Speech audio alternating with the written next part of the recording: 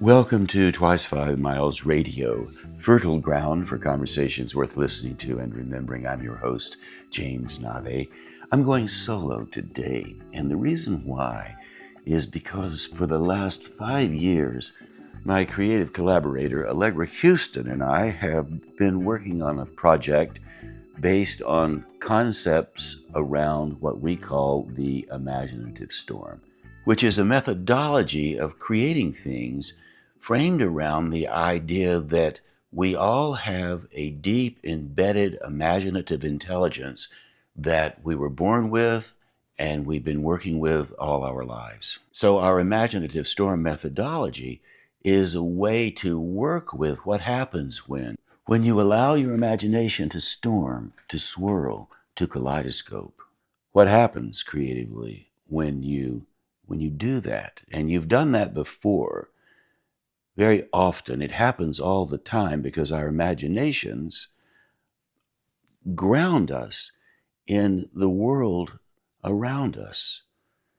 And as we process the images that enter our sensibilities, we use the imaginative approaches that we have built into us to codify, organize, strategize around what we'll do next, what's going to happen tomorrow, or even on a long-term basis, what will happen over the next 5 years based on the information we take in and how it's processed through our imaginations. If you review your imaginative experiences, the way you take things in, quickly organize them, and then make decisions around them, you will soon discover, if you think a little more deeply about it, there's a fair amount of relationship going on between what you do imaginatively and how your dreams work when you're sleeping. Because in your dreams, everything is possible. You can jump off a cliff and fly like a bird. You maybe grow like a tree. You become other people in your dreams, switching things out. You have monsters in the dreams. You have sympathetic people in the dreams. You have trucks driving by early in the morning in your dreams. You have horses with wings, and maybe even a unicorn or two appears. You may never have seen a unicorn in your waking life, but they do pop up now and then in your dreams. It would be fair to say this is your imaginative intelligence at work, a bit like an involuntary muscle. You don't think much about your heart beating, and yet it does it on its own. And while you will never be able to stop your heart beating, nor will you stop your imaginative intelligence from working, what your heart and your imaginative intelligence both have in common, you can strengthen them. You can strengthen your heart by cardio at the spa, or walking, or running, or swimming. You can strengthen your imaginative intelligence by allowing your fanciful nature to respond more to the environment around you. You can strengthen your imaginative intelligence by drawing a picture, or playing a tune, or doing anything that delights you and stirs the imagination. Here's the best part. What delights you and what stirs your imagination is very different than what delights me and stirs mine. Perhaps I fancy what happens in my imagination when I see a crow land in the driveway early morning and run under the bumper of a car. Perhaps you fancy the fruit and the vegetables in the grocery store as you walk by them. Imagine all of those colors, a rainbow of delight. Another example of strengthening your imaginative intelligence, if you happen to play music, say for example, you love to play the guitar, and even if you only know a few chords, G, D, and A seventh, if you play those chords over and over again, in a sense you're running the three scales of the three chords over and over again, that repetition, like running on the treadmill, does something inside you to strengthen, to expand your imagination, stimulates your imaginative intelligence. It gives you a sense of confidence, a sense of power over the strings, and it develops your fluidity, your skills. Suddenly, you have more than 3 chords: G, D, A seventh. Then maybe you switch to A minor. And why not? A diminished chord thrown in just because you can. How about another minor? And then let's just switch the whole system around and go to C, F, and G seventh and do it all over again. Eventually, there's a fluidity there. And when that fluidity rises in your imaginative circumstances, you start to sense what people call unconscious competence. You simply know how to do it. So your imagination, all this time, like your heart, is working, waiting for you to give it something that will strengthen it. And when you give it the opportunity to take in the actions that you are participating in, you will find a sense of range developing, strength coming out. And this is something that anybody can do. You don't have to be gifted in some great mathematical equation formation that you and only you and Einstein can do, even though Einstein has gone on to glory. No, you were born with this. It's the dream that comes at night. And when you deliberately approach it, when you use the methodologies that you love, painting, moving, living, being in the environments that you can make something of, it gets stronger and stronger. It's simply that straightforward. In the Imaginative Storm work that Allegra Huston and I do, we have focused mostly on writing, storytelling, performance. One of the advantages that you have as a creative person, you have the advantage of making a choice around specificity. You can be very specific about something you want to do, and somehow in that specificity, again, running the scales, G, D, A seventh, G, D, A seventh, D, G, back and forth, very specific. And yet out of that specificity rises an imaginative range that can include many things beyond just the 3 chords or the 3 colors you paint on a canvas or the 3 photos you take. You choose, whatever it is. So when you narrow it down, it seems to somehow magically grow, which is quite miraculous, I think, even though it also is logical as well. So in the Imaginative Storm work, Allegra and I have narrowed down to writing. And we've even gone more focused down by approaching the writing process from the point of view of specific words as the beginning point, rather than concepts or ideas. Those come later. We focus on specific words, and the way we do it, very straightforward. And you've seen it before. It works like refrigerator poetry. You've probably stood in front of a refrigerator. This is not so much now, but it was years ago. Magnets with words on them, just tossed up on the refrigerator in an arbitrary form. And if you stand there for a moment and then you rearrange the words on the refrigerator, you often can come up with some fairly interesting combinations of words, images that are unexpected, surprising ways of saying something that you might not otherwise say.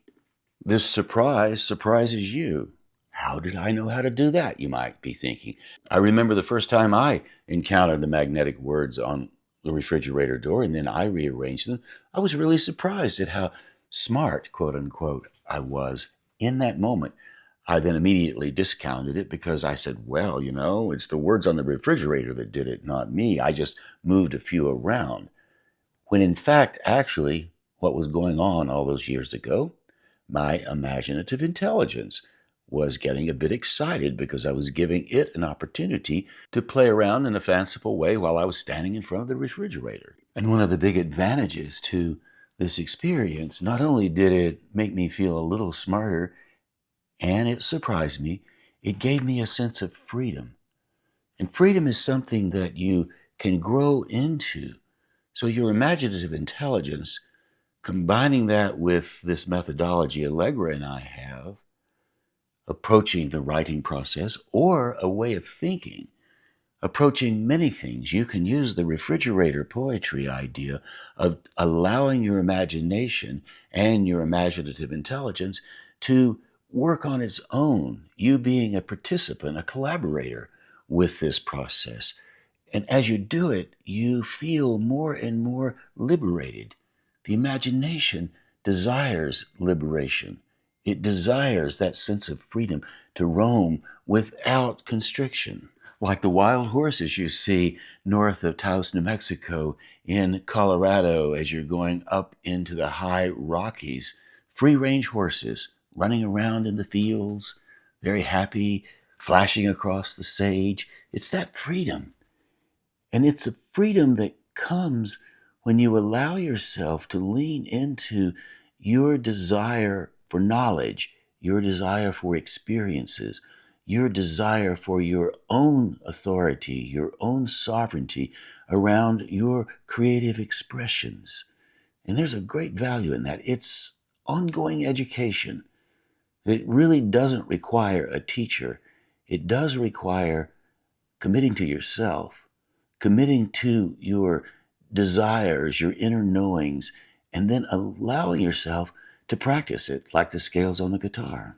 And when you practice this, you give yourself an incredible gift.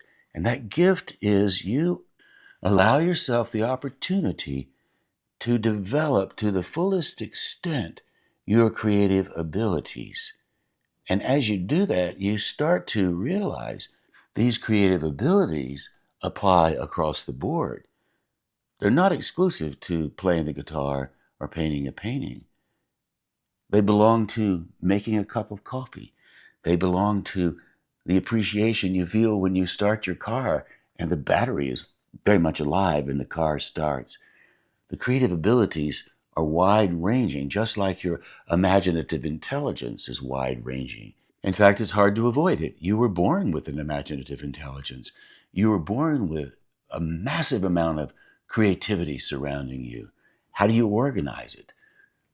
This comes back to the Imaginative Storm methodology Allegra and I work with all the time.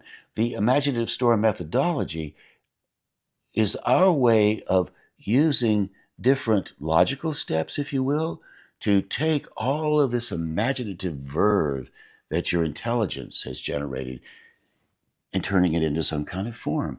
And it might be fair to say that your imaginative intelligence is part of all kinds of intelligences that you have. We like to call it imaginative intelligence because it seems a bit fancy, because it is. And it's actually very, very accurate because we are naturally intelligent as creatures. We have a natural intelligence. And that natural intelligence expresses itself on multiple levels all the time.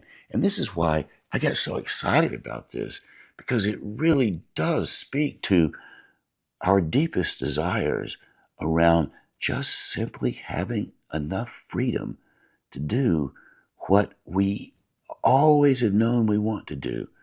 Now, I admit, and you know this as well, sometimes life gets in the way and you can't really do all of these things. I'm being a bit idealistic in terms of my aspirations here. And yet, even though the obstacles do present themselves, it might be interesting to note that even the worst of times can be worked with in an imaginative way. And later, upon reflection, and a lot of people will say this, I thought that terrible, terrible situation was the worst thing that ever happened to me. And now, even though I still grieve over the loss, I've made something of it. And it now has meaning. Aha, meaning. That's another element of this process I'm talking about. Imaginative intelligence, creativity, storm your imagination and make something.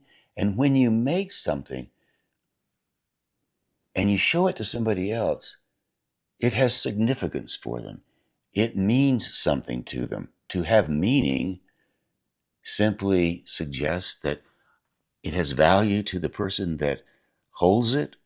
It also has value to the person who receives it as a gift or sees it or connects with it, like the crow flying into the driveway and walking under the car. It has meaning because the crow suggests regeneration. The crow suggests harmony. The crow suggests that there's a natural world out there that I belong in because I'm already in it. All of these conclusions are part of my imaginative intelligence at work. You will draw different conclusions. Whatever conclusions you draw, even now, listening to me speak, you are drawing conclusions. You may think, well, I disagree with Navé altogether. This guy has no idea what he's talking about. Or you may be thinking, some of these make sense. Ideas I might be able to use. Either way you go, it's your imaginative intelligence at work. It's you allowing that great power you have to offer you discernment opportunities, choice opportunities, even critical thinking opportunities. You have to think critically about all of these ideas. Does this work? Does it not work? Can I pressure test this? Does this square with my experience? Maybe you're thinking, I stood in front of the refrigerator and all I saw were words on the refrigerator and I had no interest in them at all. Didn't even hardly catch my eye. I moved on and did something else. Well, discernment, critical thinking, imaginative intelligence, imaginative storming, the creative process at work, exercising it constantly. The big opportunity here is to choose to be aware that you can exercise this strength more and more and more and more. And when you exercise the strength grows. It becomes a greater asset. It becomes something that you can do easily.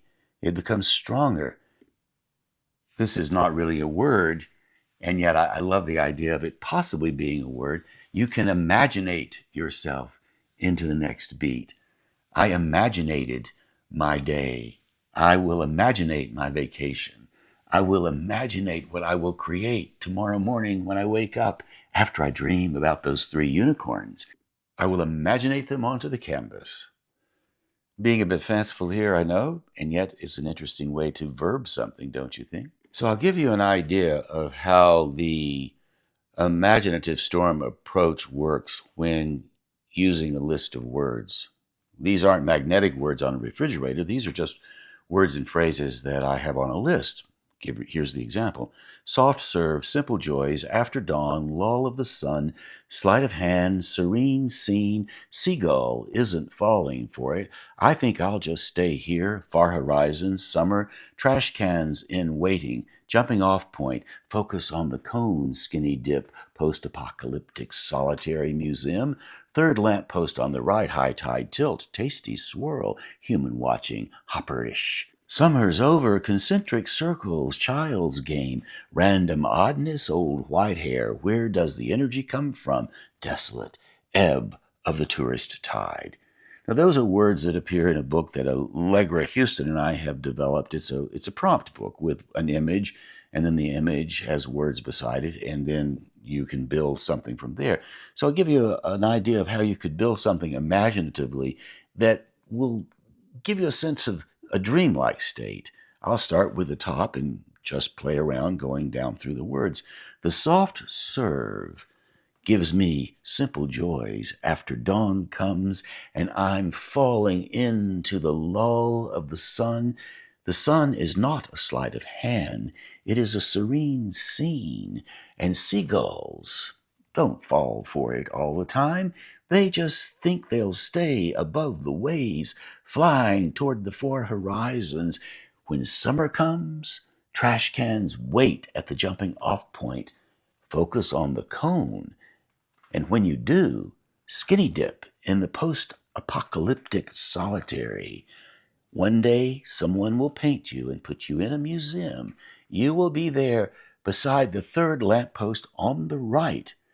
The high tide tilt, when you listen, will tell you what tasty things swirl in your human watching. Hopperish? Well, it could be a lonely time when summer's over.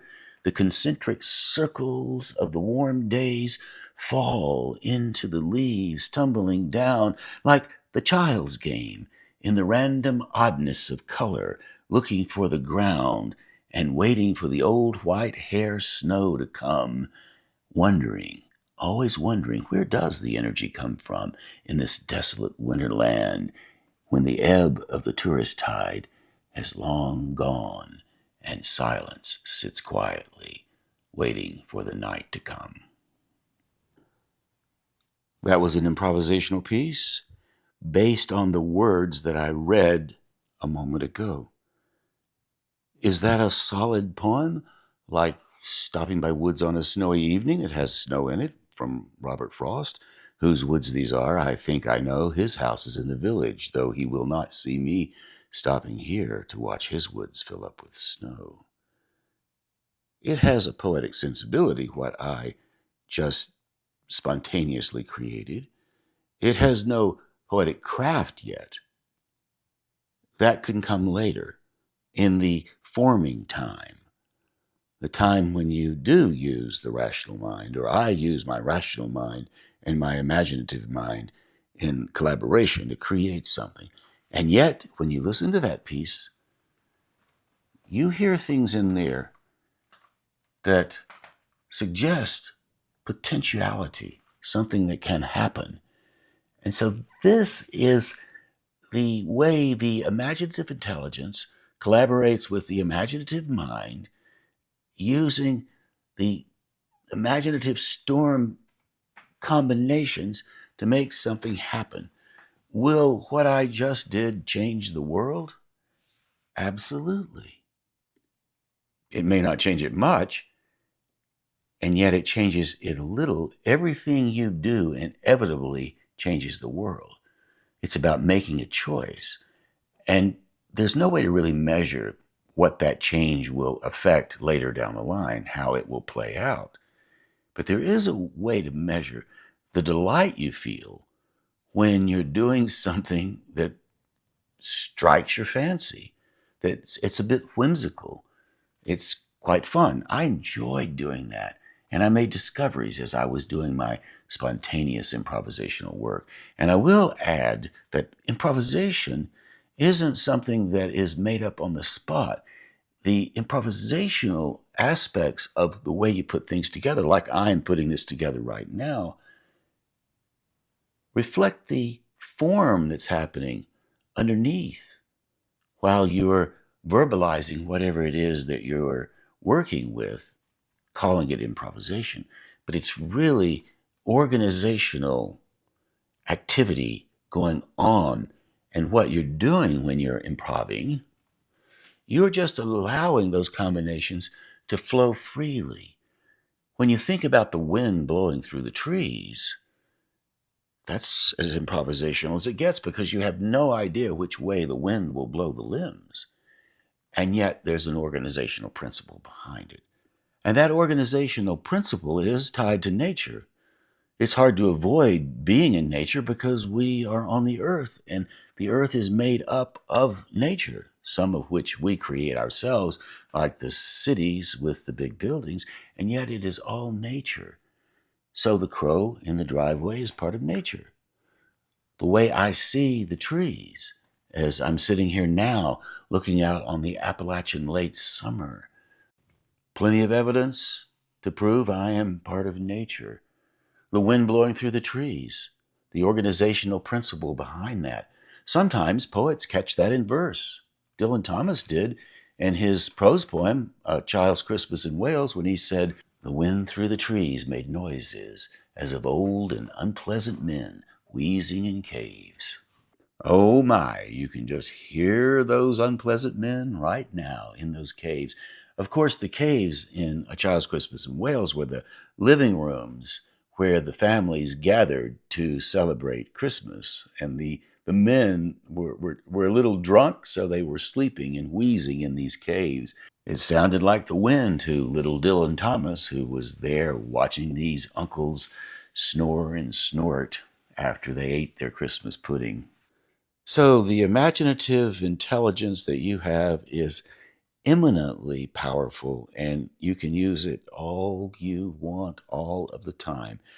I would now like to turn to something a little more practical. As I've mentioned many times, Allegra is my creative collaborator, and we've developed quite a good methodology around this. And one of the things that we have decided to do, because our Imaginative Storm approach works so well, we would like to spread it further into the world. We've expanded it beyond the brainstorm into the imaginative storm. We feel like it has more of a range. And the idea of a storm is incredible because once the storm comes, it rearranges things. The clear weather comes, things start to grow again, and then another storm comes.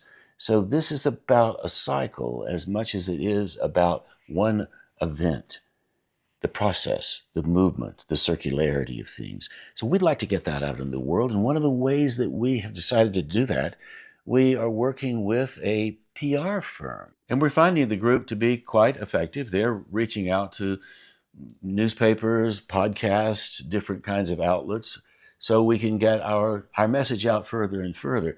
What they did yesterday, they sent some questions for me to answer as well as for Allegra to answer. So we'll answer them separately and then we'll put them together. These are questions that someone in a podcast situation would ask. So I would like to explore this for the next bit of time we have together. I'm going to read the questions and then answer the questions on air here.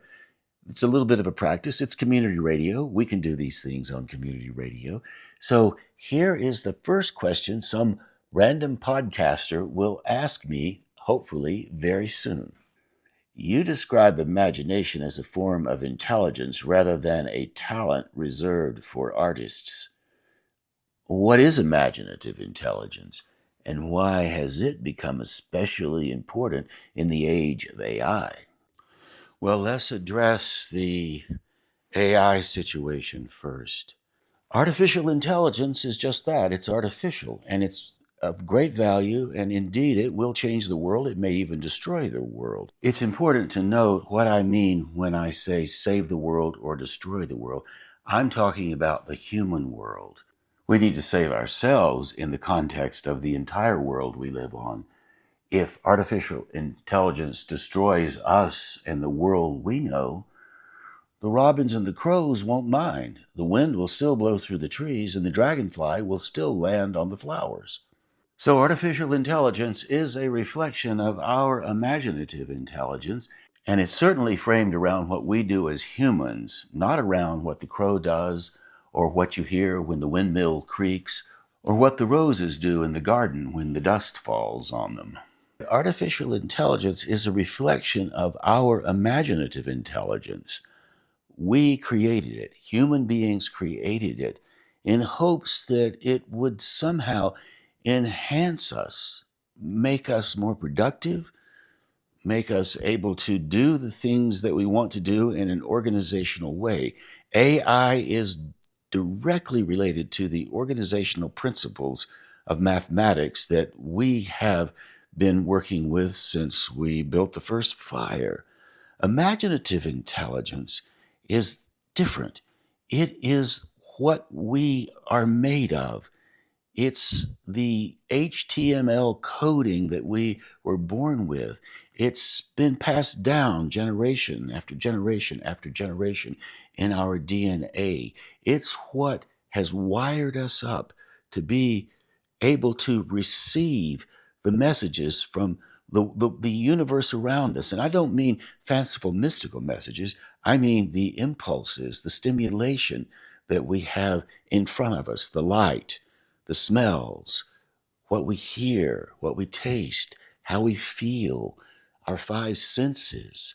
We sense things in the best way that one can sense things. The evidence in front of us allows our senses to process all of this information. That is imaginative intelligence. And the reason it is especially important in the age of AI is because we owe it to ourselves to not forget that we are the source of all of this in respect to artificial intelligence. Imaginative intelligence, might be fair to say, is our natural intelligence, the intelligence that we have as individual human beings, and the collective intelligence we have as the entire population of human beings. Do you and I share something in the collective intelligence? Maybe we do. There's an electricity that goes between us. When our hearts beat, electricity is generated. You remember the exercise when you put 50 or 60 people together and one person holds a light bulb and then they all touch each other and the light bulb comes on? Well, that's a good scientific experiment that shows that electricity is popping in between us. Imaginative intelligence certainly is measurable in respect to how we imagine ourselves in the world, how we take what we bring in, the education that we're having. Education is something that happens in schools. You enter the first grade or kindergarten and you get educated. You're trained to think in certain ways. I love education. I've enjoyed all the education I've ever gotten. And I've also realized, based on this notion of imaginative intelligence, education isn't something that ends when you get your diploma. Adult learning, we are creatures of learning. Artificial intelligence learns. It learns from what we've learned. It combs the digital space and creates a body of knowledge. Now, will artificial intelligence someday be able to operate in the same way that we operate? Will it become a living thing?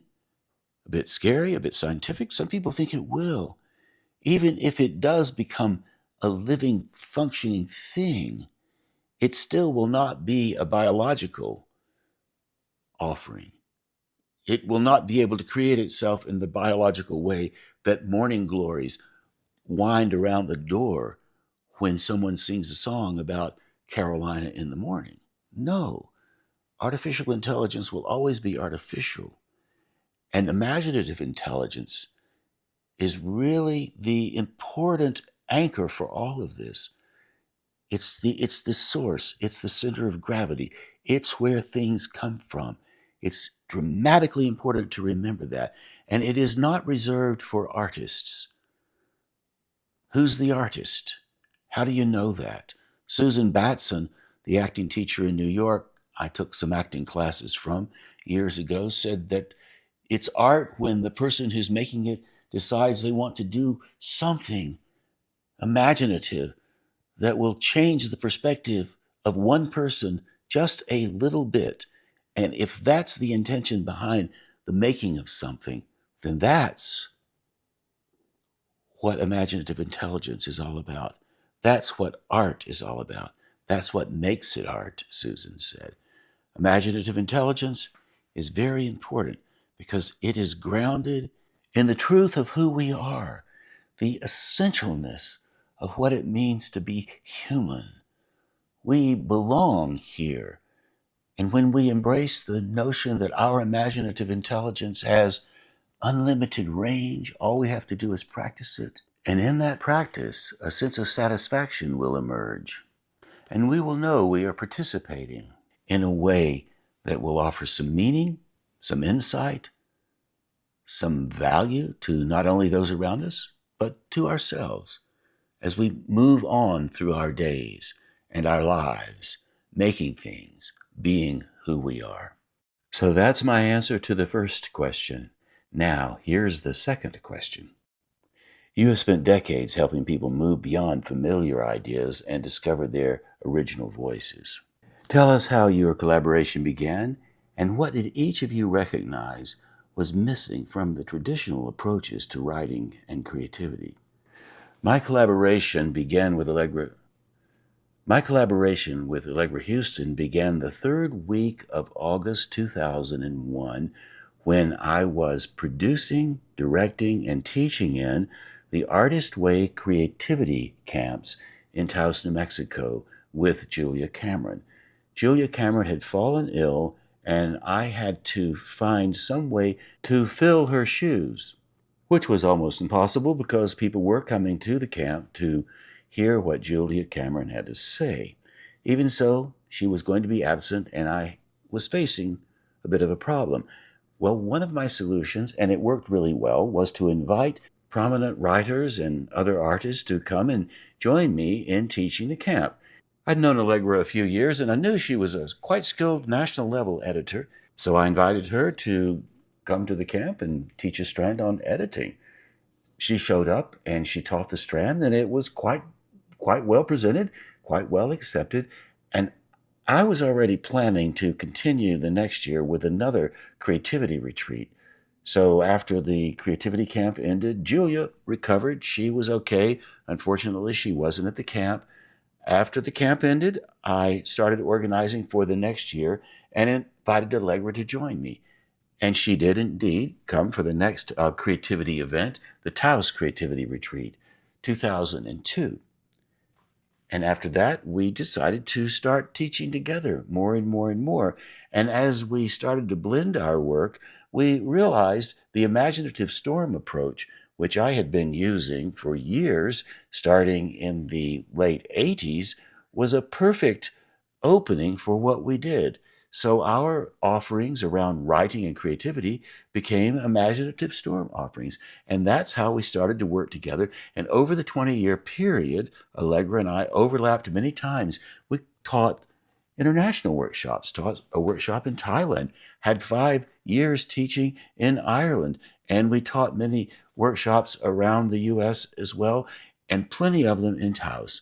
So as we got to know each other and as we overlapped with the Imaginative Storm methodology, we became more and more comfortable. And when COVID hit, I moved into Allegra's Airbnb and we became a creative bubble. So for 3 years, we focused on how to take the creative writing ideas that we had, fold them into Imaginative Storm methodology, and come up with a system that would be easily copied and we could share with the world. And now in 2026, we have it all together and we are indeed doing just that, sharing it with many people, and a lot of folks are using it already, and we have every reason to believe that pace will continue. And what is it that's missing from a lot of the writing workshops that are out there right now?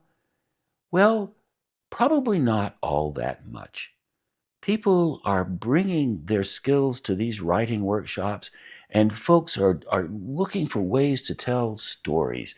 Now, what have we been able to contribute to what's already there? I think is a better way to answer that question. And what we have done is ease up a little bit on the pedal. And what I mean by that, we take ourselves very seriously. The people who join us are very serious as well, and they all want to be better writers.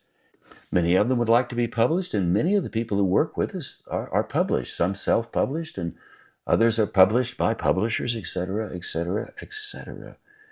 We take it easy.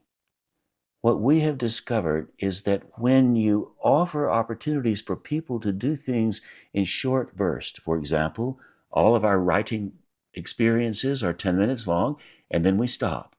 We don't require people to generate material that's perfect. We promote the idea that mess is currency. We want people to stay in the mess, and the idea of going from the imaginative storm to the creative form sets up opportunities for writing success that likely a lot of other workshops maybe overlook. We want you to make the mess. We want you to stay in the terrible writing.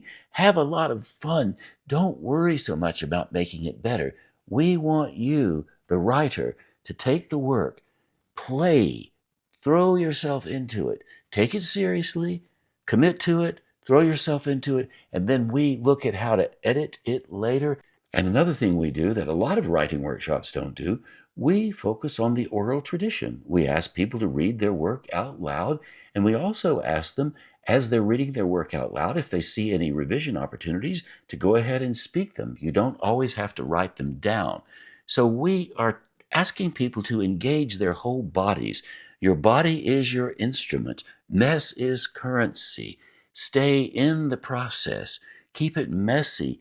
revise, revise, revise, and eventually you will tighten it up. And we also tell people to stop worrying so much about getting it right, being perfect. Perfection is not something you can ever achieve anyway. What we ask people to do is to get into the work into their writing, and stay true to the stories they want to tell, and then speak them out loud. And the final thing we do is we tell people to write at their own pace, fast, slow, medium, however they want. And we say, write with a fountain pen or a pencil, something magical about it. And when you do that, things happen. It steers you very, very far away from AI. If you're scribbling on a piece of paper, you can claim full authorship and mess is currency, and you can always build it out from there. And finally, we ask people to trust what they don't know. And what we mean by that is that there's a lot of information that you have forgotten that lives in the don't know rooms. And those don't know rooms are just waiting to be discovered. Knock, knock, knock, what's in the don't know room? And as the memories bubble up, you will find things there that will surprise you. And when they come up, you will likely say, I didn't know I knew that. And we call that writing what you don't know. It's in there. It's just a matter of finding it. So when you stay messy and you write longhand with the magic pen or the magic pencil, what you don't know will become what you do know, and it will also appear on the page as what you write. Now, here comes the next question, which is building on what you don't know.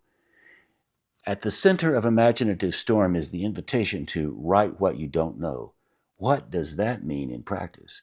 And how does your method help people reach ideas they could not have found through planning or rational thought alone? Well, first of all, our idea of writing what you don't know is a bit of a play on write what you know. No shade on writing what you know. You have to know things, and you do know things, and what you know is important. It's part of your experience base. So indeed, you do write from the place of knowledge, from a place of knowing. But like I said a moment ago, writing what you don't know is an invitation to embrace a lack of certainty about how you know everything, or I've got to always know it all and be right about things. The lack of certainty stimulates the curiosity. Once you start to appreciate how much you don't know, and indeed, when you stop and think about it, there's a great deal to be learned out there. Much, much, much, much, much more lies out there beyond your knowledge base. You really don't know all that much, regardless of how much you've taken in. So there's a lot of emptiness out there that's waiting to be drawn in and learned. It's inside of us, and it's also outside of us as well. You could call it adult education. So when you write what you don't know, it's a bit of a call to action. And it's an acknowledgement around the beauties of ignorance. Ignorance in the best sense of knowing how much can be learned, and knowing how much you have to learn, and what's out there that you didn't know and you don't know. And that's opportunistic. That's fantastic. And in a way, writing what you don't know is tied to adult continuous education, continuously learning. So it's a way of acknowledging you don't have to know everything. You do have to understand that you have a capacity to take in probably a lot more knowing than you ever imagined you could. And it also suggests, and we've seen this to be true, there's a great deal of knowledge that you have already taken in that you've just plain old out and out forgotten. And when you start to work from this point of view of openness, of the not knowing, the emptiness, filling it up, things bubble up from the subconscious mind and from the knowledge base that you already have that will surprise you. What is it inside your imagination that keeps surprising you at odd moments? Charles Wright said, well, what it is you. And so when you lean into this uncertainty in a delightful way, it also does something really important to your rational mind. Funny enough, your rational mind is one of the greatest tools that you have. Often our rational minds are just waiting around to be stimulated, to be given something to work with. So in imaginative storm work, we've come to understand the collaborative relationship between the imaginative mind and the rational mind. We've discovered that when you allow both the imaginative mind and the rational mind to collaborate, great things happen. The don't know part starts to fill out into the know part. The rational mind has something to work with. The imaginative mind is keeping it messy. And in all of this kaleidoscoping, things appear and combinations emerge that you wouldn't otherwise have. Unexpected, surprising, often in solitude, certainly with great joy. And that's why writing what you don't know has great value, and it's worth keeping in mind, because when you don't know something, all that means is you have an opportunity to say yes to something that you didn't know. And then when you know it, you've just added a little bit more knowledge to your knowledge base. And who can complain about that? So here's the next question. Can you share a memorable example of someone who arrived believing they were blocked or unimaginative and surprised themselves with what they created? And in that surprise, how did it change them? Well, there are countless people who report the same thing. I came to the imaginative storm thinking, I won't fit in. I'm not going to live up to these great writers. Who am I to show up for something like this? These people are all smarter than me. What's the point of even being here? I'll never be able to write. I'm not a writer. I'm a little curious about it, but I'm not a writer. So often people say that when they first show up on our Zoom calls or even in person. Plenty of disclaiming going on. I can't do this. But the truth of it is, and this is something we know, these people have deep pockets. They have stories to tell. They're driven to come because something is itching them, a burr under the saddle, if you will. They have deep skill in writing. They've been writing all their lives, and many of them have books, written manuscripts stuffed away under their mattresses they don't want to show anybody. And because we accept people as they are, and because we have created the lowercase sensibilities around being a writer, quote unquote, taking the quotation marks off of it really, and we generate work in 10 minutes, and then we read it aloud, the pressure goes away. And what always happened, it happened to Susie, who lives on an island, who came and claimed, I'm an artist, I paint, but I can't write. 5 years later, her work is sublime. It happened to Rebecca, who showed up saying, I used to work in finance. I am nowhere near a writer, but I would like to be. Now, 5 years later, she has a book that she just published. So they show up with doubt. We prove quickly that the doubt is irrelevant. They don't really need to have it with us. We ask them to play with their work, and as they progress through it slowly over time, they drop all of that doubt and they go, my goodness, I love what I do. And they'll read their work out loud, almost sometimes sing it. It's really not a miracle. It's easy to explain. They commit to the practice and they fall in love with who they are as writers, and they just do it over and over. And pretty soon, all of that stress has gone away, and they're just happily doing what they wanted to do when they first started, which is write a story and read it out loud. That was the answer to the fourth question. Now, keep in mind that all of these questions are designed to work when Allegra and I are both on air. So the fourth question includes a question to Allegra and to me, but since Allegra's not here, I'll answer my part. Here's the question. Allegra, Allegra, you grew up in one of Hollywood's most celebrated storytelling families, the Hustons. While Navé, your background includes storytelling, old-time Appalachian music, poetry, and spoken word performances. How have those different traditions shaped your work, and what do you believe most people misunderstand about their own capacity for imagination? Indeed, Allegra and I definitely come from two very different backgrounds. And yet the overlap between the two backgrounds is interesting because her background in the literary Hollywood scene is very specific and well defined. My background is equally well defined. My father was an Appalachian fiddler. From my first memories, I can see the piano, the fiddles on the piano, the guitars leaning in the corner, the old time musicians gathering around in circles 2 or 3 times a week to play. And I was a little kid surrounded by all that. The music was part of the storytelling, part of the deep culture. Allegra comes from a deep culture. I come from a deep culture. So we have that in common, even though the cultures are very different on the surface. Underneath, it's all about storytelling. It's all about music. The art was built into my growing up, even though none of the people playing the music ever identified themselves as musicians or artists. They would always say, "We play music." And yet it was part of a deep, deep tradition. It's the tradition the entire country music scene rose out of, starting with the Carter sisters and going forward from there. Allegra grew up in the Hollywood storytelling environment. So instead of fiddles and guitars, you had cameras and lights. Filmmakers were driven to tell stories. Music makers were driven to also tell stories by way of the old time music. And when that extended into the country music, what's a country song if it's not a story? Get me drunk and call me darling. If you ain't been lied to, you ain't been loved. If that's not a story, I don't know what is. So Allegra and I share these same sensibilities around the cultural drive to tell something.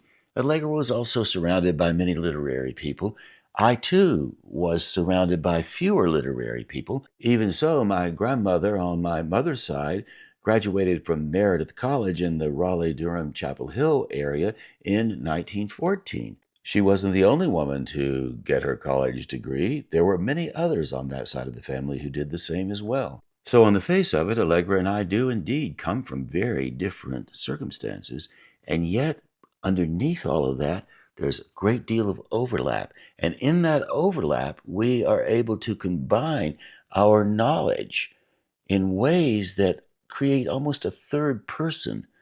So we become three when we collaborate rather than just two people collaborating. That weaving together has worked for us very well over the last 20 years, and there's every reason to believe it will continue to do the same as we move forward.